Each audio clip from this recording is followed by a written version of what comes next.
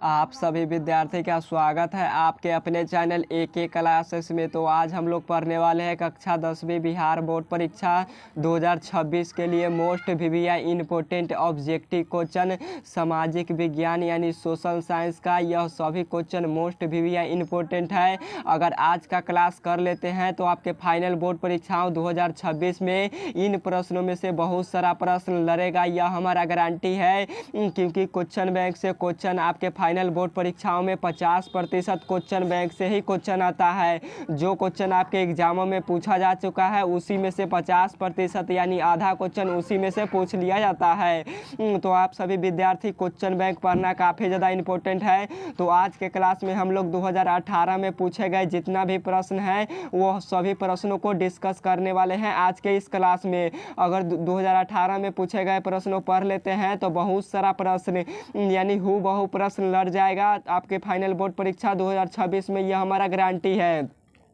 तो आज का क्लास जो विद्यार्थी पूरे वीडियो को देखकर लास्टिंग तक करेगा उन सभी विद्यार्थी को 100% समझ में भी आएगा और हम बेहतरीन तरीके से पढ़ा भी देंगे और अच्छे तरीके से पढ़ाते हैं भी। और आप सभी विद्यार्थी के लिए एक यह बात है कि आप सभी विद्यार्थी 2018 कब तो 2017, 2016, 2015, 2014, 2013, 2012, 2011 यह सभी क्वेश्चन नहीं देखे हैं तो जाकर जरूर देख लीजिए। क्योंकि 2011 से हम 2017 तक ऑब्जेक्टिव क्वेश्चन सोशल साइंस यानी सामाजिक विज्ञान का इस चैनल पर पढ़ा चुका हूं। तो आप सभी विद्यार्थी जाकर उसे कर लेते हैं तो आपकी तैयारी बहुत ही स्ट्रॉन्ग, लगभग 70% के आसपास आपकी तैयारी हो जाएगी। कितना? तो 70% के आसपास तैयारी हो जाएगी। और बाकी बचा जो कि हम आपको कराइए रहे हैं तो आप सभी विद्यार्थी उससे जाकर जरूर तैयारी कर लीजिए। क्योंकि आपको स्ट्रॉन्ग होना है तो 2011 से लेकर 2017 तक वाला का जो भी क्लास लिए हैं यूट्यूब पर फ्री ऑफ कॉस्ट उसे जाकर जरूर कर लेंगे तो आप सभी विद्यार्थी के लिए बेहतर रहेगा।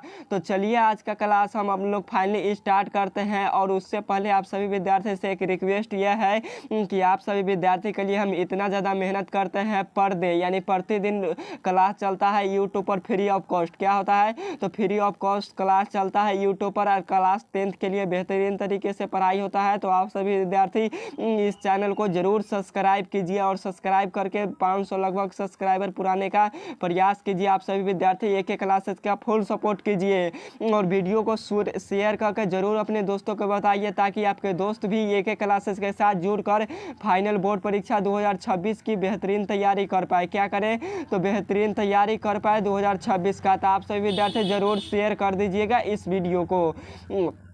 और आप सभी विद्यार्थी के लिए एक यह बात इम्पोर्टेंट है, बताना जरूरी है ताकि आपको हम बता पाए तभी आप सभी विद्यार्थी समझेंगे। 2018 से पहले क्या? तो 2018 से पहले आपके फाइनल बोर्ड परीक्षाओं में 10 से 11 ऑब्जेक्टिव क्वेश्चन पूछा जाता था। कितना? 10 से 11 ऑब्जेक्टिव क्वेश्चन पूछा जाता था। कब? तो 2018 से पहले यानी 2018 की परीक्षा यानी फाइनल बोर्ड परीक्षा होने से पहले 10 से 11 ऑब्जेक्टिव क्वेश्चन पूछा जाता था। और क्या हुआ था? 2018 आया। क्या आया? तो 2018 आया और 2018 में आपके एग्जामों में 40 ऑब्जेक्टिव क्वेश्चन पूछने लगा। कितना? तो 40 प्रश्न पूछने लगा 2018 की से आपके 40 ऑब्जेक्टिव यानी बढ़ने लगा। ऑब्जेक्टिव की संख्या क्या हुआ? तो बढ़ने लगा। बिहार बोर्ड ने ऑब्जेक्टिव की संख्या बढ़ा दिया और 40 कर दिया 2018 में। कब? तो 2018 में। तो यह बात बताना आपके लिए काफ़ी ज़्यादा इम्पोर्टेंट था तो यह आपको हम बता दिए, यह बात आप लोग समझ गए होंगे। तो चलिए हम लोग क्वेश्चन नंबर की तरफ चलते हैं और सभी क्वेश्चन को अच्छे तरीके से पढ़ते हैं। प्लीज़ ज़रूर आज सभी क्वेश्चन को कर लीजिएगा, मज़ा आने वाला है। और सभी क्वेश्चन आपके फाइनल बोर्ड परीक्षाओं के लिए वेरी मोस्ट इम्पोर्टेंट है। फर्स्ट नंबर क्वेश्चन में पूछा है कि बोल्शेविक क्रांति कब हुई? तो बोल्शेविक क्रांति कब हुआ था हमें यह बताना है, यानी क्वेश्चन में यही पूछा है। तो बोल्शेविक क्रांति कब हुआ था? तो बोल्शेविक क्रांति 19 नवंबर 1917 ईस्वी में हुआ था। और बोल्शेविक क्रांति किसने किया था? तो बोल्शेविक क्रांति लेनिन ने किया था। किसने किया था? तो बोल्शेविक क्रांति को लेनिन ने किया था। और लेनिन ने ही नई आर्थिक नीति का शुरुआत किया। क्या किया? तो लेनिन ने ही नई आर्थिक नीति का शुरुआत किया। और लेनिन ने नई आर्थिक नीति का शुरुआत कब किया? तो लेनिन ने नई आर्थिक नीति का शुरुआत 1921 ईस्वी में किया था। लेनिन ने नई आर्थिक नीति का शुरुआत। और लेनिन का मृत्यु कब हो गया? तो लेनिन का मृत्यु 1924 ईस्वी में हुआ था। कब हुआ था? तो लेनिन का मृत्यु 1924 ईस्वी में हुआ था। थोड़ा सा कलर बदल कर लिखते हैं ताकि आपको समझ में आए। तो लेनिन का मृत्यु कब हुआ? तो 1924 ईस्वी में हुआ। और लेनिन ने ही नई आर्थिक नीति 1921 ईस्वी में लाया था और लेनिन ने ही नई आर्थिक का नेतृत्व किया था। और एक क्वेश्चन और पूछता है आपके फाइनल बोर्ड परीक्षाओं में कि अप्रैल 33 किसने लागू किया। तो अप्रैल 33 किसने लागू किया, तो अप्रैल 33 भी लेनिन ने ही लागू किया। तो देख लीजिए आप सभी विद्यार्थी, हम कितने अच्छे तरीके से आपको हम रिवाइज कर करके यानी उससे रिलेटेड प्रश्न बता कर आपको हम पढ़ाते हैं बारीकी तरीके से। तो यह फर्स्ट क्वेश्चन किए होंगे तो आपको समझ में आ गया होगा 100% की कितने अच्छे तरीके से हमें बताते हैं और आपको हम फ्री पढ़ाते हैं। इस प्रकार अगर किसी भी प्रकार से आप खोजिएगा यूट्यूब पर वीडियो आपको नहीं मिलेगा। तो आप सभी विद्यार्थी एक एक क्लासेस के साथ बहुत ही उम्मीद के साथ आए हैं। तो हम आपको अच्छे तरीके से पढ़ाएंगे, जो हम पढ़े हैं वो आपको हम बिल्कुल तरीके से पढ़ाएंगे और जो न भी पढ़े हैं वो भी हम आपको अच्छे तरीके से पढ़ाएंगे। तो कितने अच्छे पढ़ाते हैं आपको समझ में आ गया होगा। अगला नंबर क्वेश्चन है 2 नंबर क्वेश्चन में पूछा गया है आपसे 2 नंबर क्वेश्चन में पूछा है कि हिंद चीन में पहुंचने वाले प्रथम व्यापारी कौन थे। तो हिंद चीन में पहुंचने वाले प्रथम व्यापारी कौन थे, तो पुर्तगाली थे। 2 का राइट आंसर सी होगा। पुर्तगाली ऐसे व्यक्ति थे जो हिंद चीन में प्रथम बार पहुंचा था। कब, तो प्रथम बार ही पहुंच गया था समुद्री मार्ग से। कौन, तो समुद्री मार्ग से पहुंच गया था। और कौन पहुंचा था, पुर्तगाली किसे कहा गया है, तो पुर्तगाली वास्को डी गामा को कहा गया है। किसे कहा गया है, तो वास्को डी गामा को पुर्तगाली कहा गया है। किसे, तो वास्को डी गामा को पुर्तगाली कहा गया है। और वास्को डी गामा ने ही भारत का यात्री किया। क्या, तो वास्को डी गामा ने ही भारत का यात्री किया। थोड़ा सा 1 सेकेंड। तो हम लोग कहाँ थे, हम लोग यहाँ पे थे। तो वास्को पुर्तगाली यात्री किसे कहा गया है, तो पुर्तगाली वास्को डी गामा को कहा गया है। और वास्को डी गामा ने ही भारत आया था। और वास्को डी गामा ने कब भारत आया था, तो वास्को डी गामा ने 1498 ईस्वी में। कब, तो वास्को डी गामा ने 1498 ईस्वी में भारत आया था। और यह क्वेश्चन सभी आपके फाइनल बोर्ड परीक्षाओं में पूछे गए हैं और पूछा भी जाता है। तो हम बेहतरीन तरीके से आपको हम सभी क्वेश्चन पढ़ा देंगे उससे रिलेटेड, ताकि आपसे क्वेश्चन बन पाए फाइनल बोर्ड परीक्षाओं में। तो चलिए देखते हैं next number question. 3 number question में पूछा गया है आपसे और सभी क्वेश्चन महत्वपूर्ण है, तो प्लीज़ जरूर कर लीजिएगा। यह हम बार बार क्यों बोलते हैं, ताकि आपके लिए ही बोलते हैं, ताकि आप सभी विद्यार्थी बारीकी तरीके से पढ़ लेंगे तो आपसे फाइनल बोर्ड परीक्षाओं 2026 में यह सभी क्वेश्चन बन पाएगा। तो आप सभी विद्यार्थी जरूर पढ़िए। 3 नंबर क्वेश्चन में आपसे पूछा गया है 3 नंबर क्वेश्चन में पूछा है कि असहयोग आंदोलन का प्रस्ताव कांग्रेस के किस वार्षिक अधिवेशन में पारित हुआ। तो असहयोग आंदोलन का प्रस्ताव कांग्रेस के किस वार्षिक अधिवेशन में पारित किया गया था, तो यह सितंबर 1920 कोलकाता अधिवेशन में पारित किया गया था। 3 का राइट आंसर ये होगा, सितंबर 1920 ईस्वी में और कोलकाता अधिवेशन में पारित हुआ था। तो आप लोग इतना क्वेश्चन जरूर याद रखेंगे। और असहयोग आंदोलन किसने किया, तो असहयोग आंदोलन महात्मा गांधी के द्वारा किया गया था असहयोग आंदोलन। नेक्स्ट नंबर क्वेश्चन है अगला नंबर। और यहाँ से क्या होता है, तो थोड़ा सा कलर चेंज होता है, तो यहाँ से कलर थोड़ा सा चेंज कर दिया गया है प्रश्नों का। 4 नंबर क्वेश्चन में पूछा है आपसे कि राष्ट्रीय स्वयंसेवक संघ की स्थापना कब और किसने किया था। तो राष्ट्रीय स्वयंसेवक संघ की स्थापना कब और किसने किया था, तो 1925 ईस्वी में केवी हेडक्वार्टर के द्वारा किया गया था। 4 का राइट आंसर बी होगा, 1925 ईस्वी केवी हेडक्वार्टर के द्वारा। सबसे पहले क्वेश्चन पूछता है कि राष्ट्रीय स्वयंसेवक संघ की स्थापना कब हुआ। तो राष्ट्रीय स्वयंसेवक संघ की स्थापना कब हुआ था, तो 1925 ईस्वी में हुआ था। और किसने किया राष्ट्रीय स्वयंसेवक संघ की स्थापना, तो केवी हेडक्वार्टर के द्वारा किया गया था। तो आप लोग इतना जरूर याद रखेंगे। नेक्स्ट नंबर क्वेश्चन है अगला नंबर। 5 नंबर क्वेश्चन में आपसे पूछा गया है कि इंग्लैंड में सभी स्त्री एवं पुरुषों को वयस्क मताधिकार कब मिला था। तो इंग्लैंड में सभी स्त्री एवं पुरुषों को वयस्क मताधिकार कब प्राप्त हुआ था, हमसे क्वेश्चन में यही पूछा है। तो स्त्री यानी फीमेल और मेल दोनों का वयस्क मताधिकार यानी वोट देने का अधिकार। वयस्क मताधिकार का अर्थ क्या होता है, तो वोट देने का अधिकार। क्या, तो वोट देने का अधिकार सभी स्त्री एवं पुरुषों को कब मिला था, तो यह 1918 ईस्वी में मिला था। 5 का राइट आंसर बी होगा, 1918 ईस्वी में इंग्लैंड में सर्वप्रथम स्त्री एवं पुरुषों को वयस्क मताधिकार यानी वोट देने का अधिकार मिला था। और इंग्लैंड से ही सभी स्त्री एवं पुरुषों को मतदान होने की क्या हुई थी, तो वोट देने का अधिकार मिला। कहाँ से, तो इंग्लैंड से ही। तो यह क्वेश्चन पूछा जाता है कि महिलाओं को कहाँ से वोट देने का सर्वप्रथम अधिकार प्राप्त हुआ, तो इंग्लैंड से प्राप्त हुआ। तो यह क्वेश्चन जरूर याद रखिएगा। नेक्स्ट नंबर क्वेश्चन है अगला नंबर। छः नंबर क्वेश्चन में पूछा है कि कौन सा सामाजिक वर्ग बुद्धिजीवी वर्ग के रूप में उभर कर आया। मोस्ट इंपोर्टेंट क्वेश्चन 2026 के पेपर के लिए है, यह क्वेश्चन पूछा जाएगा, जरूर इसे याद रखिए VVI में। कौन सा सामाजिक वर्ग बुद्धिजीवी वर्ग के रूप में उभर कर आया, तो यह मध्यम वर्ग था। कौन था, तो यह मध्यम वर्ग था। 6 का राइट आंसर डी होगा, मध्यम वर्ग आया था उभर कर। अगला नंबर क्वेश्चन की तरफ हम लोग चलते हैं। नेक्स्ट नंबर 7 नंबर क्वेश्चन में आपसे पूछा गया है, 7 नंबर क्वेश्चन में पूछा है कि प्राचीन काल में किस स्थल मार्ग से एशिया और यूरोप का व्यापार होता था। तो प्राचीन काल में किस स्थल मार्ग से एशिया या यूरोप का व्यापार होता था, यानी लेन देन। क्या, तो एक वस्तु से दूसरे वस्तु का खरीद बेच। क्या, तो खरीद बेच आप लोग सिंपल सा समझिए। तो एशिया और यूरोप के साथ खरीद बेच किस मार्ग से होता था, वही क्वेश्चन पूछा है। तो किस मार्ग से व्यापार होता था, तो यह रेशम मार्ग से व्यापार होता था। 7 का राइट आंसर बी होगा, रेशम मार्ग से व्यापार होता था। और ये क्वेश्चन पूछता है कि रेशम मार्ग कहाँ से शुरू होता है। तो रेशम मार्ग कहाँ से शुरू होता था, तो रेशम मार्ग चीन से शुरू होता था और यूरोप तक जाता था। कहाँ तक, तो चीन से शुरू होता था, जो कि यूरोप तक जाता था रेशम मार्ग। तो यह क्वेश्चन पूछा गया है आपके एग्जाम में, तो इतना क्वेश्चन याद रखेंगे। नेक्स्ट नंबर क्वेश्चन है, अगला नंबर 8 नंबर क्वेश्चन में पूछा है कि आर्थिक संकट के कारण यूरोप में कौन सी नई शासन प्रणाली का उदय हुआ। तो आर्थिक संकट के कारण यूरोप में कौन सी नई आर्थिक शासन का प्रणाली का उदय हुआ, तो यह फांसीवादी नाजीवादी शासन का उदय हुआ। 8 का राइट आंसर सी होगा, फांसीवादी नाजीवादी शासन का उदय हुआ। और ये भी क्वेश्चन इम्पोर्टेंट है 2026 के लिए। अगला नंबर क्वेश्चन है, नेक्स्ट नंबर 9 नंबर क्वेश्चन में आपसे पूछा है, और 9 नंबर वाला question most VVI important question है। इसे जरूर सभी विद्यार्थी याद रखेंगे, क्योंकि यह क्वेश्चन पूछा जाएगा आपके फाइनल बोर्ड परीक्षा 2026 में। क्वेश्चन नंबर 9 में पूछा है कि किस पत्र ने रातों रात वर्नाकुलर प्रेस एक्ट से बचने के लिए अपनी भाषा बदल दी थी।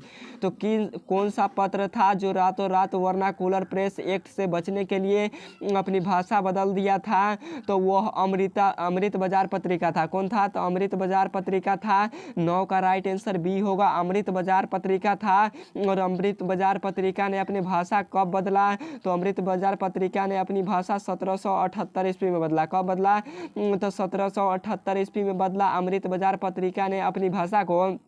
तो आप लोग इतना जरूर याद रखिएगा। अगला नंबर क्वेश्चन है, नेक्स्ट नंबर 10 नंबर क्वेश्चन में आपसे पूछा है कि किसने कहा था मुद्रण ईश्वर की दी हुई महानतम देन है, सबसे बड़ा तोहफा है। पक्का यह क्वेश्चन आएगा, जरूर इसे याद रखिएगा, इंपॉर्टेंट क्वेश्चन है 2026 के लिए। तो किसने कहा था मुद्रण ईश्वर की दी हुई महानतम देन है, सबसे बड़ा तोहफा है। तो ऐसा मार्टिन लूथर किंग जी ने कहा था। 10 का राइट आंसर सी होगा, मार्टिन लूथर किंग ने कहा था कि मुद्रण ईश्वर की दी हुई महानतम देन है, सबसे बड़ा तोहफा है। तो आप लोग इसे जरूर याद रखिएगा। अगला नंबर क्वेश्चन है 11 नंबर, और 11 नंबर भी क्वेश्चन VVI इंपॉर्टेंट है। क्या है, तो वेरी मोस्ट इंपॉर्टेंट है आपके फाइनल बोर्ड परीक्षाओं के लिए। तो क्वेश्चन में पूछा है कि सोपानी कृषि किस राज्य में प्रचलित है। तो सोपानी कृषि किस राज्य में प्रचलित है, तो यह उत्तराखंड में प्रचलित है। 11 का राइट आंसर डी होगा, उत्तराखंड में प्रचलित है। और ये भी क्वेश्चन 2011, 12, 2013, 16, 15 दोनों को पेपर, यानी इन सभी पेपर में पूछा जा चुका है। तो जो विद्यार्थी वह क्लास किया होगा 2011 और 2015-12 वाला, तो उन सभी विद्यार्थी को यह क्वेश्चन याद हो गया होगा, और हम अच्छे तरीके से बताए भी थे। तो सोपानी कृषि क्या होता है, तो सोपानी कृषि कहाँ किया जाता है, तो सबसे पहले आप लोग समझिए कि सोपानी कृषि किया कहाँ जाता है। तो सोपानी कृषि पर्वतीय इलाकों यानी पहाड़ी इलाकों पर किया जाता है। कहाँ, तो पहाड़ी इलाकों पर सोपानी कृषि किया जाता है। पहाड़ी इलाके जितने भी होते हैं उनमें सभी प्रकार के सोपानी कृषि किए जाते हैं। क्या किया जाता है, तो वृत्ताकार रूप में, यानी वृत्त के गोला के रूप में, यानी वृत्त कैसा होता है, तो गोलाकार होता है। तो गोलाकार के रूप में खेती की जुताई कर खेती की जाती है। क्या किया जाता है, तो वृत्त के आकार में यानी वृत्ताकार में, यानी गोल गोल आकृति बनाकर खेती की जुताई कर खेती की जाती है, ताकि पानी और पाए। क्या होता है, ताकि पानी और पाए, इसीलिए वृत्त के आकार में खेती वहाँ पे किया जाता है, यानी उत्तराखंड राज्य में, ताकि उस पर पानी और पाए। वरना वृत्त के आकार में नहीं करेगा, यह त्रिभुजाकार कर देगा या वर्गाकार कर देगा, तो यह क्या हो जाएगा, तो पानी सभी पहाड़ से नीचे चला गया। क्या हो जाएगी, तो पहाड़ से पानी गिर गिर के नीचे चला जाएगा। क्या होगा, तो नीचे चलाएगा, इसीलिए सोपानी की ऋषि उसे कहा गया है। और वृत्ताकार रूप में खेती की जुताई कर खेती की जाती है उत्तराखंड में। तो यह क्वेश्चन आपको समझ में आ गया होगा, हम फिगर के माध्यम से भी समझा दिए तो आपको समझ में आ गया होगा। और ये भी क्वेश्चन इंपॉर्टेंट है तो प्लीज़ ज़रूर इसे याद रखिएगा। अगला नंबर क्वेश्चन है, नेक्स्ट नंबर 12 नंबर क्वेश्चन में पूछा गया है कि प्राणियों के शरीर में कितना प्रतिशत जल की मात्रा निहित होती है। तो प्राणियों के शरीर में कितना प्रतिशत जल की मात्रा होती है, तो टोटल 65%। कितना प्रतिशत, तो प्राणियों के शरीर में 65% जल की मात्रा पाया जाता है। 12 का राइट आंसर सी होगा। 65% प्राणियों के शरीर में जल की मात्रा निहित होती है, यानी जल की मात्रा पाई जाती है। और यह भी क्वेश्चन इंपॉर्टेंट है, जरूर इसे याद रखेंगे आप सभी विद्यार्थी। अगला नंबर क्वेश्चन है, नेक्स्ट नंबर क्वेश्चन में पूछा है कि वन संरक्षण एवं वन प्रबंधन की दृष्टि से वनों को कितने वर्गों में वर्गीकृत किया गया है। तो वन संरक्षण एवं वन प्रबंधन के दृष्टि से वनों को कितने वर्गों में वर्गीकृत किया गया है, तो वनों को 3 भागों में बांटा गया है। 13 का राइट आंसर बी होगा। 3 भागों में बांटा गया है वनों को वन संरक्षण एवं वन प्रबंधन के दृष्टि से। तो यह क्वेश्चन आया है आपके फाइनल बोर्ड परीक्षा 2024 और 2023 के भी पेपर में, और 2025 के भी पेपर में पूछा गया है। तो इसे आप सभी विद्यार्थी क्या कीजिए, जरूर याद रखिए। और यह सभी क्वेश्चन आएंगे, और यह क्वेश्चन 2018 में पूछा गया था। तो आप सभी विद्यार्थी इसे जरूर याद रखिएगा, वेरी इंपॉर्टेंट है आपके एग्जाम 2026 के लिए। नेक्स्ट नंबर क्वेश्चन है 14 नंबर कि 1 टन इस्पात बनाने में कितने मैग्नीज का उपयोग होता है। और ये भी क्वेश्चन पूछा जा चुका है, जो विद्यार्थी किया होगा क्लास उन सभी विद्यार्थी को पता होगा। तो 1 टन इस्पात बनाने में कितने किलो मैग्नीज का प्रयोग किया जाता है, तो 1 टन इस्पात बनाने में 10 किलो मैग्नीज का प्रयोग किया जाता है। 14 का राइट आंसर बी होगा। 10 किलो मैग्नीज का प्रयोग किया जाता है। और 1 टन इस्पात कितना होगा, तो 1 टन इस्पात 1 कुंटल होगा। कितना होगा, तो 1 टन इस्पात 1 कुंटल होगा। कितना होगा, तो 1 टन इस्पात 1 कुंटल को बोला जाता है। कितना, तो 1 टन 1 कुंटल को बोला जाता है, यानी 100 किलो को। 1 कुंटल कितना को बोला जाता है, यानी 100 केजी का। तो यह सभी नॉर्मल क्वेश्चन है, बहुत सारे विद्यार्थी को आता भी होगा कि 1 टन में कितना होते हैं। तो 1 टन में 1 कुंटल होते हैं। 1 कुंटल को क्या बोलते हैं, तो 100 केजी कहते हैं। क्या कहते हैं, तो 100 केजी कहते हैं। तो यह सभी तो आप लोग जानते होंगे काफ़ी ज़्यादा। अगला नंबर क्वेश्चन है 15 नंबर क्वेश्चन में आपसे पूछा है कि कोयले का सर्वोत्तम प्रकार है। तो कोयले का सबसे अच्छा प्रकार पूछा है। क्या पूछा है, तो कोयले का सबसे अच्छा प्रकार क्या है। तो कोयले का सबसे अच्छा प्रकार होता है हमारा एंथ्रासाइट। कौन सा, तो एंथ्रासाइट कोयला है वो जो सबसे अच्छा कोयला है। और ये क्वेश्चन पूछता है कि कोयला कितने प्रकार के होते हैं। तो कोयला कितने प्रकार के होते हैं, तो कोयला टोटल 4 प्रकार के होते हैं। एंथ्रासाइट, बिटुमिनस, लिग्नाइट, पीट, यह सभी कोयले का प्रकार है। और भारत में कौन सा कोयला पाया जाता है, तो भारत में बिटुमिनस कोयला पाया जाता है। कौन सा, तो भारत में बिटुमिनस कोयला पाया जाता है। और सबसे खराब कोयला कौन होता है, तो सबसे खराब कोयला पीट कोयला को कहा गया है। किसे, तो सबसे खराब कोयला पीट कोयला को कहा गया है। और पीट कोयला में ही कार्बन की मात्रा सबसे ज़्यादा पाया जाता है। और ये क्वेश्चन याद आ गया कि इंपॉर्टेंट क्वेश्चन है, पूछता है कि कार्बन के अप्रूफ कौन है। तो कोयला किसका अप्रूफ है, तो कोयला कार्बन का अप्रूफ है। किसका अप्रूफ है, तो कोयला कार्बन का अप्रूफ है। तो यह क्वेश्चन जरूर याद रखिएगा, क्योंकि कोयला में कार्बन का मात्रा पाया जाता है। तो आप लोग जरूर इसे याद रखेंगे। तो हमारा राइट आंसर 15 का ए वाला होगा। क्या होगा, तो ए वाला होगा। सबसे अच्छा कोयला कौन है, तो एंथ्रासाइट है। अगला नंबर क्वेश्चन है, नेक्स्ट नंबर 16 नंबर क्वेश्चन में आपसे पूछा गया है कि एक एनजीओ की वार्षिक रिपोर्ट के अनुसार 1948 ईस्वी में विश्व में कितने हेक्टेयर पर भूमि थी। थोड़ा सा इसे छोटा कर देते हैं ताकि आपको पता चल पाए सभी क्वेश्चन अच्छे तरीके से। क्वेश्चन थोड़ा सा लंबा है तो आप सभी विद्यार्थी समझ लीजिएगा। क्वेश्चन में पूछा है कि एक एनजीओ की वार्षिक रिपोर्ट के अनुसार 1948 ईस्वी में, कब, तो 1948 ईस्वी में विश्व में कितने हेक्टेयर पर वन का विस्तार था। तो कितने हेक्टेयर पर वन का विस्तार था, तो यह 400 हेक्टेयर। कितने हेक्टेयर, तो टोटल 400 हेक्टेयर पर था। तो राइट आंसर हमारा बी वाला होगा, 400 हेक्टेयर। कितना हेक्टेयर, तो 400 हेक्टेयर। 16 का राइट आंसर आंसर बी होगा। अगला नंबर क्वेश्चन है नेक्स्ट नंबर 17 नंबर क्वेश्चन में आपसे पूछा गया है और यह मोस्ट VVI इंपॉर्टेंट क्वेश्चन है 2026 के लिए। आप लोग इसे जरूर याद कर लीजिए, इंपॉर्टेंट क्वेश्चन है, पूछता है बार बार और रिपीट भी करेगा यही सभी क्वेश्चन। 17 नंबर क्वेश्चन में पूछा है कि इनमें से कौन सा उपभोक्ता उद्योग है। तो इनमें से कौन सा है जो उपभोक्ता उद्योग है, तो चीनी उद्योग हमारा उपभोक्ता उद्योग होता है। 17 का राइट आंसर बी होगा, चीनी उद्योग उपभोक्ता उद्योग है, क्योंकि चीनी उद्योग कृषि पर आधारित होता है। और एक क्वेश्चन पूछता है कि निम्न में से कौन सा उद्योग है जो कृषि पर आधारित नहीं है। तो इनमें से कौन सा उद्योग है जो कृषि पर आधारित नहीं है, तो वह सीमेंट उद्योग है। कौन सा उद्योग, तो वह सीमेंट उद्योग है जो कृषि पर आधारित नहीं है। तो आप लोग इसे जरूर याद रखिएगा। और सीमेंट उद्योग क्या किससे बनता है, तो चूना पत्थरों से मिलकर बना होता है कच्चे माल के रूप में। किस रूप में, तो कच्चे माल के रूप में चूना पत्थर से मिलकर बनता है यह सीमेंट उद्योग। तो इतना क्वेश्चन आप लोग समझ गए। नेक्स्ट नंबर 18 नंबर क्वेश्चन में आपसे पूछा गया है कि भारतीय अंतर्राष्ट्रीय जलमार्ग का प्राधिकरण का गठन किस वर्ष किया गया। तो भारतीय अंतर्राष्ट्रीय जलमार्ग का प्राधिकरण का गठन किस वर्ष किया गया था, तो यह 1986 ईस्वी में किया गया था। 18 का राइट आंसर ए वाला होगा, 1986 ईस्वी में किया गया था भारतीय अंतर्राष्ट्रीय जलमार्ग का प्राधिकरण। तो यह क्वेश्चन इंपॉर्टेंट है और आप लोग डेट भी पूछ लेता है कबो कबो। तो डेट कब किया गया था, तो 27 अक्टूबर। कब किया गया था, तो 27 अक्टूबर को किया गया था 1986 ईस्वी को। कब, तो 27 अक्टूबर 1986 ईस्वी को भारतीय अंतर्राष्ट्रीय जलमार्ग का गठन किया गया था। तो आप लोग इतना क्वेश्चन जरूर याद रखिए, आपके फाइनल बोर्ड परीक्षाओं में यह क्वेश्चन सब पूछा जाता है। नेक्स्ट नंबर क्वेश्चन है अगला नंबर, और 19 नंबर क्वेश्चन में पूछा है कि पाइराइट किस प्रकार का खनिज है। और यह भी क्वेश्चन आपके मॉडल पेपर में भी यह क्वेश्चन है और आपके क्वेश्चन बैंक में भी पूछा गया है यह क्वेश्चन। तो यह भी क्वेश्चन आपके एग्जाम 2026 के लिए VVI इंपॉर्टेंट है, तो जरूर इसे याद रखेंगे आप सभी विद्यार्थी, इंपॉर्टेंट क्वेश्चन है। तो पाइराइट किस प्रकार का खनिज है, तो पाइराइट हमारा धात्विक खनिज है। 19 का राइट आंसर ए होगा, धात्विक खनिज है पाइराइट। नेक्स्ट नंबर क्वेश्चन है अगला नंबर 20 नंबर क्वेश्चन में पूछा है कि 2001 के जनगणना के अनुसार बिहार में नगरीय आबादी थी।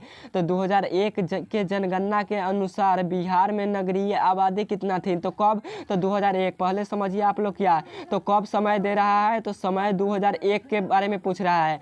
तो 2001 में जब जनगणना हुआ था तो उस समय बिहार की नगरीय आबादी कितनी थी, तो 20.5% था। 20 का राइट आंसर ए होगा, 20.5%। कितना, तो 20.5% था। और यह भी क्वेश्चन इंपॉर्टेंट है, तो आप सभी विद्यार्थी इसे जरूर याद रखिएगा। और भारत में पहला जनगणना कहाँ हुआ था, तो इसको हम नेक्स्ट बेरी बताएंगे। क्या करेंगे, तो नेक्स्ट बेरी हम आपको इसको अच्छे तरीके से पढ़ाएंगे।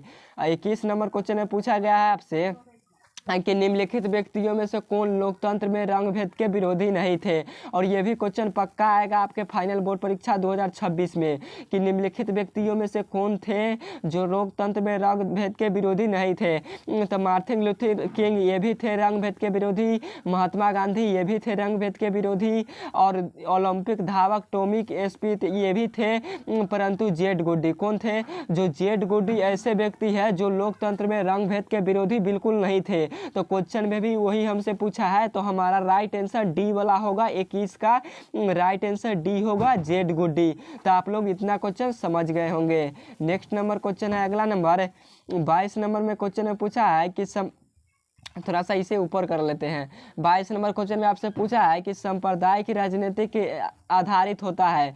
तो सांप्रदायिक राजनीति का धारण पर आधारित होता है, यानी क्वेश्चन थोड़ा सा घुमाया है कि सांप्रदायिक राजनीति किस पर आधारित होता है। तो सांप्रदायिक राजनीति एक धर्म से दूसरे धर्म को श्रेष्ठ समझना है, इसी पर धारण किया हुआ है। राइट आंसर ए होगा 22 का। क्या होगा, तो ए वाला होगा राइट आंसर, एक धर्म से दूसरे धर्म को श्रेष्ठ समझना। नेक्स्ट नंबर क्वेश्चन है, और सांप्रदायिक क्वेश्चन भी पूछता है कि सांप्रदायिक किस पर आधारित है। तो सांप्रदायिक धर्म पर आधारित होता है, किस पर, क्वेश्चन पूछा गया है 2014 के पेपर में कि सांप्रदायिक राजनीति किस पर आधारित होता है।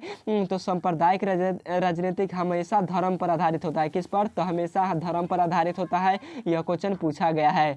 23 नंबर क्वेश्चन में आपसे पूछा है कि संघ सरकार का उदाहरण है। पक्का very very important, most important है। यह सभी क्वेश्चन में से पॉपुलर क्वेश्चन है आपके एग्जामों के लिए। तो संघ सरकार का उदाहरण इनमें से कौन सा है? तो संघ सरकार का उदाहरण अमेरिका होता है। 23 का राइट आंसर ए होगा, अमेरिका है संघ सरकार का उदाहरण। और एक भारत भी है। कौन है? तो आपके ऑप्शन में भारत भी दे या आपके ऑप्शन में अमेरिका दे, आप लोग इन दोनों में से किसी एक पर टिक कर दीजिएगा, क्योंकि संघ सरकार का उदाहरण भारत भी है और अमेरिका भी है। भारत राज्यों का संघ है, तो आप लोग समझिएगा बेहतर तरीके से। और भारत में मिश्रित अर्थव्यवस्था है, ये भी क्वेश्चन आया हुआ है। अगला नंबर क्वेश्चन है नेक्स्ट नंबर 24 नंबर क्वेश्चन में आपसे पूछा गया है कि भारतीय लोकतंत्र में सत्ता के विरुद्ध जन आक्रोश किस दशक में प्रारंभ हुआ था। तो भारतीय लोकतंत्र में सत्ता के विरुद्ध जन आक्रोश कब किस दशक में प्रारंभ हुआ था? तो यह 1970 के दशक में हुआ था। राइट आंसर हमारा बी होगा 24 का, 1970 के दशक में। और एक क्वेश्चन पूछता है कि भूमंडलीकरण की शुरुआत कब हुआ था। तो भूमंडलीकरण का शुरुआत कब हुआ? तो भूमंडलीकरण का शुरुआत 1990 के दशक में हुआ। कब हुआ? तो 1990 के दशक में भूमंडलीकरण का शुरुआत हुआ था। और एक क्वेश्चन और पूछता है कि आपके फाइनल बोर्ड परीक्षा में पूछा गया है कि भूमंडलीकरण का शुरुआत किस दशक में? तो 1990 के दशक में। और इन दोनों प्रश्नों में से सत्ता के विरुद्ध जन आक्रोश कब देखा गया? तो 1970 के दशक में। और भूमंडलीकरण का शुरुआत कब हुआ? तो 1990 के दशक में। यह दोनों क्वेश्चन जो विद्यार्थी याद कर लेते हैं तो उनके फाइनल बोर्ड परीक्षा 2026 में ये क्वेश्चन पक्का रखेगा। ये क्वेश्चन पक्का पूछा जाएगा। क्या होगा? तो ये क्वेश्चन पक्का पूछेगा। आप लोग वीडियो को सेव करके रख लीजिए। इन दोनों प्रश्नों जो अभी हम बताए हैं, इन दोनों प्रश्नों में से एक प्रश्न पक्का पूछेगा आपके फाइनल बोर्ड परीक्षा 2026 में। तो आप सभी विद्यार्थी इसे जरूर याद रखिएगा। अगला नंबर क्वेश्चन है 25 नंबर कि चिपको आंदोलन निम्नलिखित में से किससे संबंधित है। पक्का यह क्वेश्चन पूछा जाता है कि चिपको आंदोलन निम्नलिखित में से किससे संबंधित है। तो यह पेड़ बचाव से संबंधित है। 25 का राइट आंसर ए होगा, पेड़ बचाव यानी पर्यावरण से संबंधित है। किससे? तो पर्यावरण से संबंधित है। कौन? तो चिपको आंदोलन।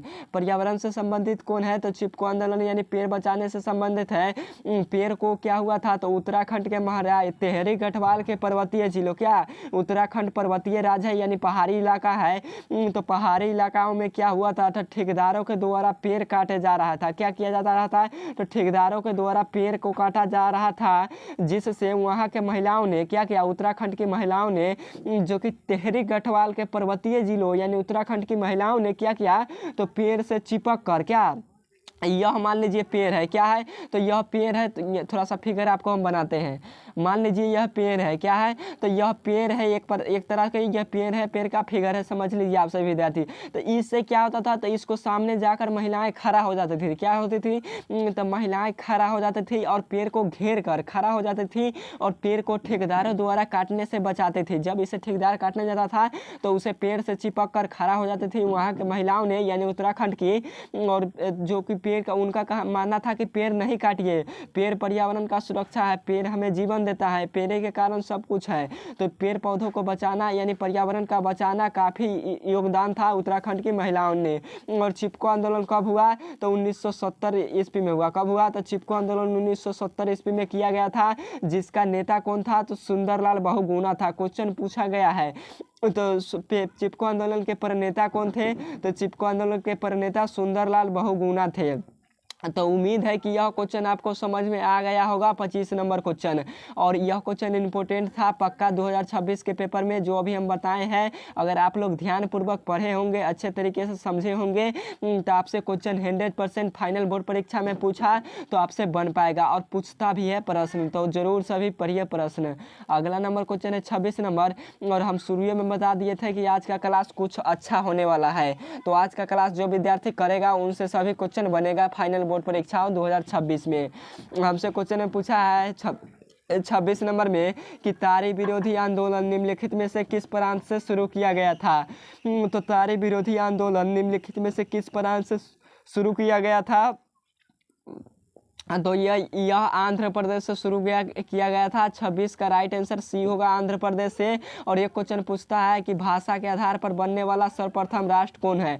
तो भाषाई के आधार पर बनने वाला सर्वप्रथम राष्ट्र कौन है। तो भाषा के आधार पर सर्वप्रथम बनने वाला राष्ट्र आंध्र प्रदेश है। कौन है, तो आंध्र प्रदेश है। और पक्की सड़कों की लंबाई के दृष्टि से सर्वप्रथम बनने वाला राष्ट्र कौन है। तो पक्की सड़कों आपसे पूछ देगा, पक्की सड़कों की लंबाई की दृष्टि से सर्वप्रथम बनने वाला राज्य कौन है। तो महाराष्ट्र है। कौन है, तो महाराष्ट्र है। और भाषाई के आधार पर बनने वाला प्रथम राज्य कौन है, तो आंध्र प्रदेश है।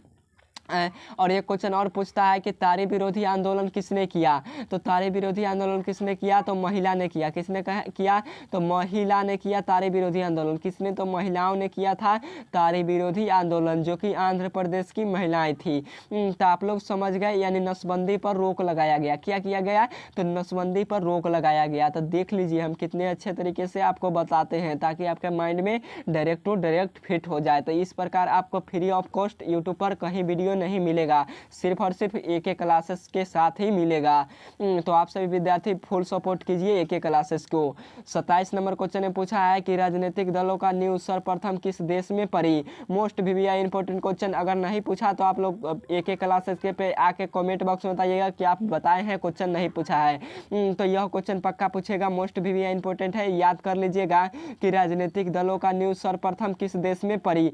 जो विद्यार्थी इंटेलिजेंट होगा वो बता देगा, क्योंकि हम बताए भी थे कि वोट देने का अधिकार, यानी हमसे पूछ रहा है दलों, दल क्या होता है, तो दल वोट यानी वोटिंग देने का अधिकार कहाँ से प्राप्त हुआ था सर्वप्रथम, तो इंग्लैंड से। इंग्लैंड को क्या, तो ग्रेट ब्रिटेन, इंग्लैंड ब्रिटेन को कहा जाता है। तो राइट आंसर ए होगा, इंग्लैंड यानी ब्रिटेन क्या है, ग्रेट ब्रिटेन से सभी स्त्री एवं पुरुषों को वयस्क मताधिकार प्राप्त हुआ था, यानी वोट देने का अधिकार। और क्वेश्चन में भी वही से पूछा है कि दलों का न्यूज सर्वप्रथम किस देश पर पड़ा, यानी पहले किस देश पर पड़ा, तो ब्रिटेन देश में पड़ा। तो यह क्वेश्चन याद रखिएगा। और कब पड़ा, राजनीतिक दलों का न्यू कब पड़ा, तो 1918 ईस्वी में। कब, तो 1918 ईस्वी में। आप सब क्वेश्चन पूछ देगा कि राजनीतिक दलों का न्यू कब पड़ा, था 1918 ईस्वी में। और यही क्वेश्चन को हम बताए हैं कि इसी क्वेश्चन को हम बताए हैं कि इंग्लैंड में सभी एवं स्त्री एवं पुरुषों को वयस्क मताधिकार कब मिला, तो 1918 ईस्वी में। और वोट देने का अधिकार कब मिला, तो 1918 ईस्वी में।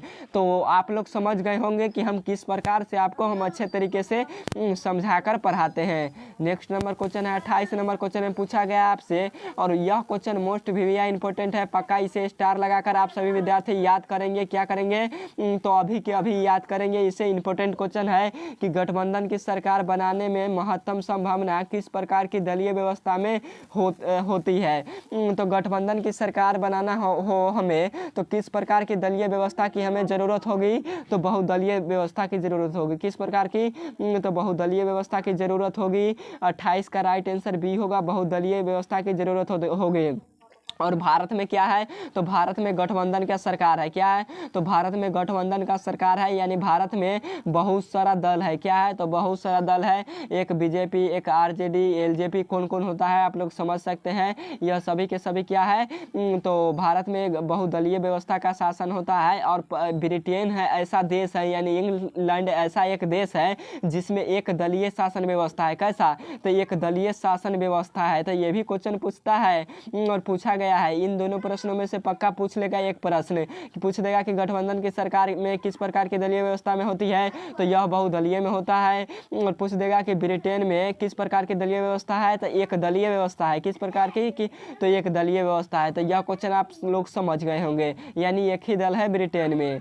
नेक्स्ट नंबर क्वेश्चन है, अगला नंबर 29 नंबर क्वेश्चन में आपसे पूछा गया है कि निम्नलिखित में से कौन राष्ट्रीय दल नहीं है। तो निम्नलिखित में से कौन राष्ट्रीय दल नहीं है, तो लोक जनशक्ति पार्टी राष्ट्रीय दल नहीं है। 29 का राइट आंसर सी होगा, लोक जनशक्ति पार्टी, क्योंकि लोक जनशक्ति पार्टी हमारा क्षेत्रीय पार्टी है। कैसा पार्टी, तो क्षेत्रीय पार्टी है। कैसा पार्टी है यह, तो यह क्षेत्रीय पार्टी है, लोक जनशक्ति पार्टी। तो आप लोग इसे जरूर याद रखेंगे। नेक्स्ट नंबर क्वेश्चन है 30 नंबर, कि निम्न में से किस देश में मिश्रित अर्थव्यवस्था है। क्वेश्चन आया ना, इंपॉर्टेंट क्वेश्चन है, पूछता है, बार बार पूछता है यह क्वेश्चन। और ये भी क्वेश्चन पूछा जा चुका है आपके पिछले बार जो क्वेश्चन हम क्लास करा चुके हैं 2016 और 2017 वाले क्वेश्चन में, उसमें पूछा गया यह प्रश्न है। तो आपसे पूछ देगा कि निम्न में से किस देश में मिश्रित अर्थव्यवस्था है, तो अपना देश भारत में मिश्रित अर्थव्यवस्था है। 30 का राइट आंसर सी होगा। अपना देश भारत में कैसा अर्थव्यवस्था है, तो मिश्रित अर्थव्यवस्था है। तो आप लोग इतना क्वेश्चन जरूर याद रखेंगे। अगला नंबर क्वेश्चन है 31 नंबर कि इनमें से किसे पिछड़ा राज्य कहा जाता है। तो निम्न में से किसे पिछड़ा राज्य कहा जाता है, तो बिहार को पिछड़ा राज्य कहा गया है। 31 का राइट आंसर सी होगा। पिछड़ा राज्य बिहार को कहा गया है और बिहार को बीमारू राज्य भी कहा गया है। कौन सा, तो एक क्वेश्चन पूछता है कि बीमारू राज्य कौन सा है, तो बीमारू राज्य बिहार, मध्य प्रदेश, उड़ीसा, यह तीनों के तीनों बीमारू राज्य है। और एक क्वेश्चन और पूछ लेता है आपसे, फाइनल बोर्ड परीक्षाओं में पूछता है कि सबसे शिक्षित राज्य कौन है, यानी सबसे ज़्यादा पढ़े लिखे किस राज्य के लोग हैं, तो सबसे ज़्यादा पढ़े लिखे केरल राज्य के लोग हैं। किस राज्य के लोग हैं, तो केरल राज्य के लोग हैं। और मसालों के बगीचा से किसे जाना जाता है, मोस्ट इंपॉर्टेंट जो क्वेश्चन हम बताते हैं जरूर याद रखिए, पक्का लड़ेगा 2026 के पेपर में। आपसे क्वेश्चन में पूछ देता है कि मसालों का बगीचा किसे कहा जाता है, तो केरल को कहा जाता है। सबसे शिक्षित राज्य कौन है, तो केरल है। सबसे अधिक पढ़े लिखे लोग कौन सा राज्य में है, तो केरल में है। केरल सबसे ज़्यादा किस राज्य की साक्षरता दर अधिक है, तो केरल की साक्षरता दर अधिक है। नारियल प्रदेश किसे कहा जाता है, यानी नारियल का उत्पादन सबसे ज़्यादा कहाँ होता है, तो केरल राज्य में होता है। और एक क्वेश्चन पूछेगा कि केरल की साक्षरता दर कितना है, तो 96 पॉइंट कुछ है, यानी 96 पॉइंट कुछ समथिंग प्रतिशत है केरल की साक्षरता दर। तो इतना क्वेश्चन केरल से आपको सिर्फ पूछता है। तो यह क्वेश्चन जरूर जो विद्यार्थी समझ गया होगा जो अभी हम बताए हैं, अगर उन सभी विद्यार्थी कर लेता है तो आपसे फाइनल बोर्ड परीक्षा में बिल्कुल प्रश्न नहीं छूटेगा, सभी क्वेश्चन बनेगा 100% गारंटी के साथ। इस प्रकार आपको किसी भी नहीं बताएगा, कोई भी टीचर इस तरह नहीं बताएगा। तो क्या आप कभी भी जाते होंगे दूसरे प्लेटफार्म पर, तो आप सभी विद्यार्थी देखते होंगे, तो क्या इस तरह पढ़ाता है, बिल्कुल नहीं पढ़ाता है। क्या कि हम भी पढ़े हैं किसी से, तो इस प्रकार वो भी नहीं पढ़ाते थे जिस प्रकार हम पढ़ा रहे हैं। तो आप लोग समझ सकते हैं कि कितना अच्छे तरीके से हम आपको पढ़ाते हैं। और जब सब्जेक्टिव वीडियो सब्जेक्टिव का क्वेश्चन कराएंगे तब तो आपको मजा आ जाएगा पढ़ने में सभी क्वेश्चन। तो यह क्वेश्चन आपको समझ में आया, अधिक समय नहीं लेते हैं, न तो वीडियो लंबा हो जाएगा। हम लोग क्वेश्चन नंबर अगला की तरफ चलते हैं। तो 32 नंबर क्वेश्चन में पूछा गया है और यह भी क्वेश्चन 2024 के पेपर में आया है। तो आप सभी विद्यार्थी क्या कीजिएगा, इसे जरूर याद कर लीजिएगा, इंपॉर्टेंट क्वेश्चन है आपके फाइनल बोर्ड परीक्षा 2026 के लिए। क्वेश्चन में पूछा है कि शेयर बाजार की संस्थापक मतलब शेयर बाजार की नियामक संस्था है, तो शेयर बाजार की नियामक संस्था क्या है, तो सेबी है। क्या है, तो सेबी है। राइट आंसर बी होगा, सेबी। 32 का राइट आंसर बी होगा, सेबी। कब को हिंदी में देता है सेबी, कब ये इस प्रकार लिख देगा, क्या लिखेगा, तो इस प्रकार लिख देगा। तो आप लोग कन्फ्यूजन मत होइएगा, सेबी है, क्या है, तो सेबी है। तो आप लोग इतना क्वेश्चन जरूर याद रखेंगे। अगला नंबर क्वेश्चन है 33 नंबर कि इनमें से कौन वित्त का साधन है। तो इनमें से कौन वित्त का साधन है, तो आपको बताना है इनमें से इसका राइट आंसर क्या होगा। तो विद्यार्थी जो पढ़ा है हमसे उन सभी विद्यार्थी कमेंट करेगा 33 नंबर क्वेश्चन का उत्तर। क्या करेगा, तो कमेंट करेगा 33 नंबर क्वेश्चन का उत्तर। और व्यावसायिक बैंकों का राष्ट्रीयकरण कब हुआ, तो व्यावसायिक बैंकों का राष्ट्रीयकरण 1969 ईस्वी में हुआ। कब हुआ, तो 1969 ईस्वी में व्यावसायिक बैंकों का राष्ट्रीयकरण किया गया था। तो जो विद्यार्थी है वो 33 नंबर क्वेश्चन का उत्तर देगा। राइट आंसर इसका क्या होगा, तो यह क्वेश्चन आपके लिए है 33 नंबर। नेक्स्ट नंबर क्वेश्चन है 34 नंबर क्वेश्चन में पूछा है कि भारत की वित्तीय राजधानी किस शहर को कहा जाता है। लगातार पूछा है, नहीं हम आपको बता सकते हैं कि यह क्वेश्चन कितना बार पूछा गया है आपके एग्जाम में। वेरी वेरी मोस्ट इंपोर्टेंट, यानी वेरी वेरी इंपोर्टेंट है आपके एग्जामों के लिए। यह क्वेश्चन 2026 के परीक्षा के लिए लगातार पूछा है। यह सभी प्रश्नों में इंपोर्टेंट क्वेश्चन है कि भारत की वित्तीय राजधानी किस शहर को कहा जाता है। तो भारत की वित्तीय राजधानी मुंबई को कहा जाता है। 34 का राइट आंसर बी होगा, मुंबई को कहा जाता है भारत की वित्तीय राजधानी। और एक क्वेश्चन पूछता है कि भारत की राजधानी नई दिल्ली से पहले कहाँ थी। तो भारत की राजधानी नई दिल्ली से पहले कहाँ थी, तो कलकत्ता थी। कहाँ थी, तो कलकत्ता थी, यानी कोलकाता थी भारत की राजधानी नई दिल्ली से पहले। तो यह क्वेश्चन आपको याद रखना है और यह क्वेश्चन वेरी वेरी इंपॉर्टेंट है, तो जरूर याद रखेंगे। अगला नंबर क्वेश्चन है 35 नंबर कि इनमें से कौन बीमारू राज्य नहीं है। हमसे क्वेश्चन में पूछा है कि इनमें से कौन सा राज्य है जो बीमारू राज्य नहीं है। तो कौन सा बीमारू राज्य नहीं है, तो बिहार बताए भी है भरपूर बीमारू राज्य है, मध्य प्रदेश भरपूर बीमारू बीमारू राज्य है, उड़ीसा भरपूर बीमारू राज्य है, परंतु हमारा कर्नाटक कौन है, तो कर्नाटक हमारा बीमारू राज्य नहीं है। तो 35 का राइट आंसर सी होगा कर्नाटक। और लोहा का उत्पादन, लोहे एक्स का उत्पादन सबसे ज़्यादा कर्नाटक में होता है। मैग्नीज का उत्पादन सबसे अधिक उड़ीसा में होता है, मैग्नीज का उत्पादन। और राउरकेला लौह इस्पात उद्योग भी उड़ीसा में है। और एक क्वेश्चन और पूछता है कि तांबा का उत्पादन, तो तांबा का उत्पादन सबसे ज़्यादा कहाँ होता है, तो तांबा का उत्पादन सबसे ज़्यादा राजस्थान में होता है। तो यह क्वेश्चन से नॉर्मल है जो आपको याद रखना है। यह सभी क्वेश्चन आते हैं और आए भी हुए हैं, तो ज़रूर इसे याद रखेंगे। इस तरह आपको कोई भी नहीं बताएगा बाबू, पढ़ लो, पढ़ने का उम्र है, पढ़ लो। 36 नंबर क्वेश्चन में पूछा है कि वैश्वीकरण के मुख्य अंक कितने हैं, तो वैश्वीकरण के मुख्य अंक कितने हैं, तो क्वेश्चन के हिसाब से आपको बनाना है फाइनल बोर्ड परीक्षाओं में। अगर आपके ऑप्शन में 4 दे, 5 ना दे, तो आपके ऑप्शन में 4 देगा तो आप लोग 4 पे टिक कीजिएगा। अगर 5 दिया रहे, क्या हो, 5 दिया रहे आपके ऑप्शन में, तो आप लोग 5 पे टिक कीजिएगा। तो 5 दिया है, तो राइट आंसर हमारा सी होगा। वैश्वीकरण के मुख्य अंक टोटल 5 होते हैं। कितने होते हैं, तो 5 होते हैं।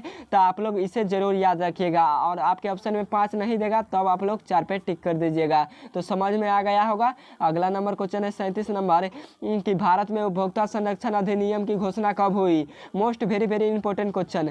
तो भारत में उपभोक्ता संरक्षण अधिनियम की घोषणा कब हुआ, तो यह 1986 ईस्वी में किया गया था। राइट आंसर ए होगा 37 का, 1986 ईस्वी में किया गया था। भारत में उपभोक्ता संरक्षण अधिनियम लाया गया था। तो इतना क्वेश्चन आपको याद रखना है, इससे क्वेश्चन आते हैं आपके फाइनल बोर्ड परीक्षाओं में। नेक्स्ट नंबर क्वेश्चन है 38 नंबर क्वेश्चन में आपसे पूछा गया है, क्वेश्चन थोड़ा सा लंबा है। क्वेश्चन में पूछा है कि स्वर्ण आभूषणों की परिशुद्धता के सुनिश्चित करने के लिए किस मानक चिन्ह का पर्याप्त होना अनिवार्य है। तो स्वर्ण आभूषणों की परिशुद्धता को सुनिश्चित करने के लिए किस मानक चिन्ह का प्रयोग किया जाता है, तो सोने की आभूषण, यानी सोने के आभूषण को परिशुद्धता को जांच करने के लिए, यानी शुद्ध सोना है कि ना, जांच करने के लिए कौन सा मानक चिन्ह का प्रयोग करते हैं, तो हॉलमार्क। कौन सा मार्क, तो हॉलमार्क का हम लोग देखते हैं कि हॉलमार्क उस पर है कि नहीं। ऐसा ही नहीं देखते हैं, हॉलमार्क है तो वह सोना शुद्ध है, हॉलमार्क नहीं है तो वो सोना शुद्ध नहीं है। तो हमारा राइट आंसर बी होगा, क्योंकि हम लोग हॉलमार्क चेक करते हैं। कौन सा मार्क, तो हॉलमार्क। एक मार्क कृषि संबंधित सामानों पर होता है, यानी जो खाने पीने वाला सामान होता है उस पर 1 मार्क लगा होता है। कितना मार्क, तो 1 मार्क। और एस मार्क कौन सा पर लगा होता है, तो इलेक्ट्रिक सामान, जितना भी इलेक्ट्रिक से रिलेटेड सामान होता है उस पर ISI मार्क लगा होता है। कौन सा मार्क, तो ISI मार्क लगा होता है। तो आप लोग यह तीनों क्वेश्चन याद रखिए, पक्का 2026 के पेपर में एक क्वेश्चन पूछ लेगा, इंपॉर्टेंट क्वेश्चन है। यह तीनों क्वेश्चन में से एक क्वेश्चन कन्फर्म है, बनता है तो बनता है, तो जरूर याद रखेंगे। अगला नंबर क्वेश्चन है 39 नंबर कि नदियों में बाढ़ आने का प्रमुख कारण क्या है। और ये भी क्वेश्चन पूछा गया है 2014 और 12 के पेपर में कि नदियों में बाढ़ आने का प्रमुख कारण क्या है। तो नदियों में बाढ़ कब आता है, तो जब वर्षा ज़्यादा होता है तब आता है। कब आता है, तो जब वर्षा अधिक होता है तब आता है। तो 39 का राइट आंसर बी होगा, यानी वर्षा की अधिकता होने के कारण नदियों में बाढ़ आ जाता है। तो 39 नंबर क्वेश्चन का राइट आंसर बी होगा। तो यह क्वेश्चन समझ में आया है, यानी जब ज़्यादा वर्षा होता है तभी ना नदियों में बाढ़ आता है। आप सभी विद्यार्थी जानते भी हैं। नेक्स्ट नंबर क्वेश्चन है अगला नंबर क्वेश्चन है 40 नंबर कि भूकंप संभावित क्षेत्रों में भवनों की आकृति कैसी होनी चाहिए। 2026 के पेपर के लिए मोस्ट वेरी वेरी इंपॉर्टेंट यह क्वेश्चन VVI इंपॉर्टेंट है, जरूर इसे याद कर लीजिएगा कि भूकंप संभावित क्षेत्रों में भवनों की आकृति कैसी होना चाहिए। तो भवनों की आकृति किस प्रकार होना चाहिए, तो आयत के आकार में। किस प्रकार के, तो आयत के आकार में होना चाहिए भवनों की आकृति, यानी भवनों का निर्माण, यानी भवनों किस प्रकार से बनाना चाहिए। आपसे क्वेश्चन पूछ देगा कि भूकंप जहाँ आता है, यानी भूकंप जिस क्षेत्र में आता है उस क्षेत्र में भवन की आकृति किस प्रकार करनी चाहिए, तो आयत के आकार में। किस प्रकार, तो आयत के आकार में। तो यह क्वेश्चन समझ गए होंगे आप सभी विद्यार्थी। तो आज का क्लास क्या करते हैं, यहीं पर एंड करते हैं और फिर मिलेंगे नेक्स्ट क्लास में, जो कि 40 टॉप VVI ऑब्जेक्टिव क्वेश्चन था जो कि हम लोग पढ़ लिए। अगर यह 40 ऑब्जेक्टिव क्वेश्चन कर लेते हैं तो पक्का आपके फाइनल बोर्ड परीक्षाओं में यह 40 ऑब्जेक्टिव क्वेश्चन में से बहुत सारा प्रश्न लड़ेगा, जो कि VVI ऑब्जेक्टिव क्वेश्चन क्वेश्चन था जो कि हम आपको पढ़ा चुके। तो आप सभी विद्यार्थी जाकर इसे जरूर कर लीजिएगा। और 2018 में जो भी क्वेश्चन आया था वो सभी प्रश्न समाप्त हो गया, सोशल साइंस यानी सामाजिक विज्ञान का। 2018 में जितने प्रश्न पूछे गए थे आपके फाइनल बोर्ड परीक्षा 2018 क्लास 10th में, वो सभी क्वेश्चन क्या हुए तो समाप्त कर दिए गए इस क्लास में। तो आप सभी विद्यार्थी नहीं किए हैं तो जाइए इस क्लास को जरूर कीजिए, इंपॉर्टेंट क्वेश्चन है और जो क्वेश्चन हम बताए हैं उसे जरूर बेहतर तरीके से पढ़ने का प्रयास कीजिए और सभी क्वेश्चन पढ़ लीजिए। अगर बोर्ड परीक्षाओं में 450 अंक पार करना है तो इन सभी प्रश्नों को पढ़ना पड़ेगा। क्या करना पड़ेगा? तो 450 अंक लाना है तो सभी क्वेश्चन को आप लोग को पढ़ना पड़ेगा, जो हम पढ़ाते हैं उसको ध्यान से पढ़ना पड़ेगा। तो ओके बाय, फिर मिलेंगे नेक्स्ट क्लास में। और नेक्स्ट क्लास में जब हम लोग मिलेंगे तो 2019 में पूछे गए प्रश्नों को पढ़ेंगे। क्या होंगे तो और 2019 में प्रश्नों को जो प्रश्न पूछा गया है वो पढ़ेंगे नेक्स्ट क्लास में। और प्रथम पाली क्या होता है, द्वितीय पाली क्या होता है, यह 2019 वाले जब हम क्वेश्चन कराएंगे उसी समय हम आपको बताएंगे। तो आप सभी विद्यार्थी जरूर पढ़िएगा 2019 वाला भी। तो ओके बाय, जाकर इसे जरूर कीजिए, इंपॉर्टेंट है 2026 के लिए, इंपॉर्टेंट है। सब कुछ छोड़कर जाकर इसे क्लास जरूर कीजिए। तो ओके बाय।